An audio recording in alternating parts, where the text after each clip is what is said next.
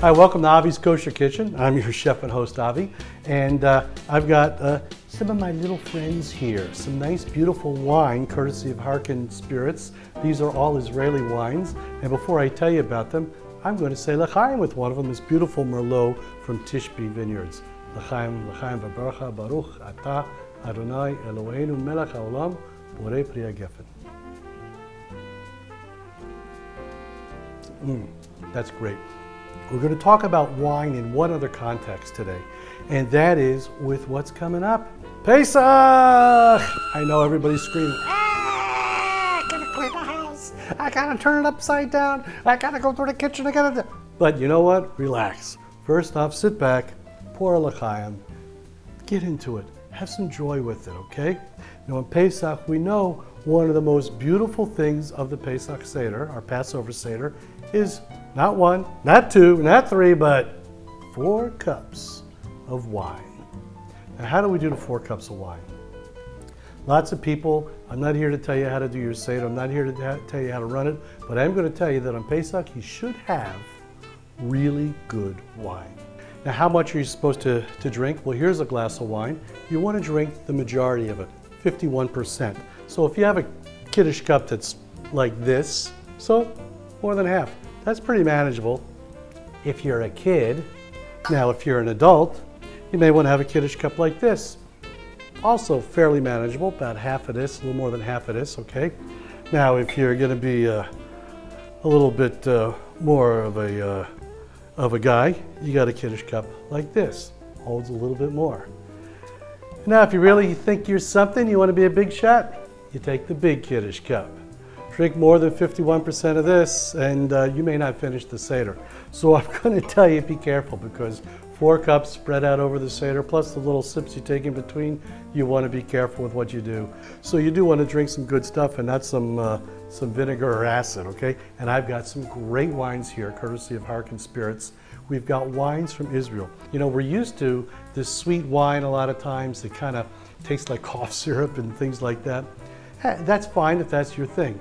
But for me, I like something that's good on the palate, smooth, rolls down, and that doesn't mean a cheap wine, and it doesn't mean a really expensive wine. It means something in the middle, okay?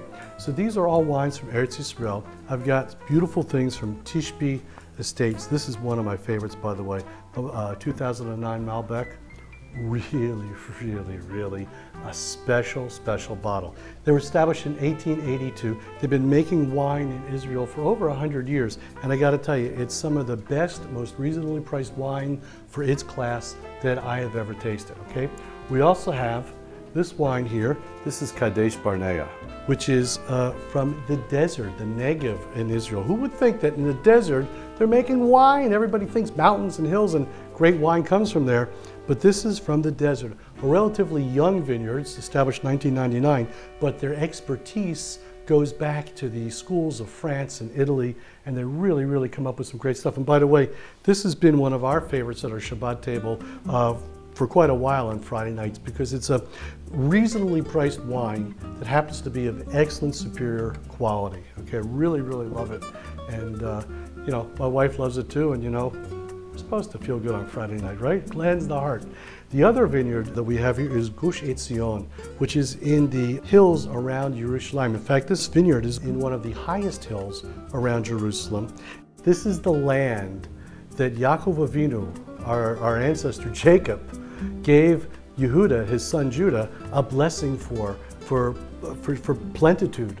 And I got to tell you, this wine, we had a bottle of this 2009 Sarah at our last Shabbat dinner, and I've showed you this before, but ain't nothing left of that one, because it was that good. We really were just going to have you know, just the wine, and we finished it. This is really nice, and they've also got a very beautiful Cabernet Franc, which I have tasted, and I got to tell you, that just rolls in your palate, and you just go, yeah. You'll believe me, you want to drink more than 4 glasses of wine when you have some of these.